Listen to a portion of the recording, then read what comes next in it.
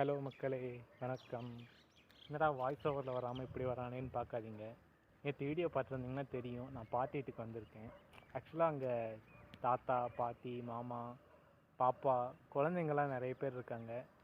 அவங்க இருக்கிறப்ப voice over கொடுக்கறதுக்கு கொஞ்சம் கஷ்டமாக இருக்குது. இங்கேயும் அதிகமாக எதுவும் வேலை கிடையாது.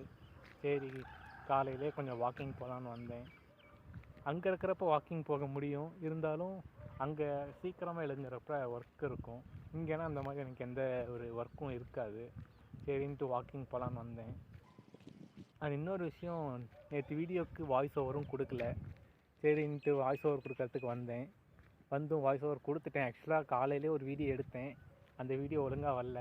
அதனால் இது 2வது டைம் எடுக்கிறேன். இதுதான் இப்போ நான் வாய்ஸ் ஓவர் கொடுத்துட்டு இருந்த இடம். இது ஒரு 10 நிமிஷத்துக்கு முன்னாடி சரியான சத்தம், கிளிங்கெல்லாம் பயங்கரமாக சத்தம் போட்டுட்டு இருந்துச்சு.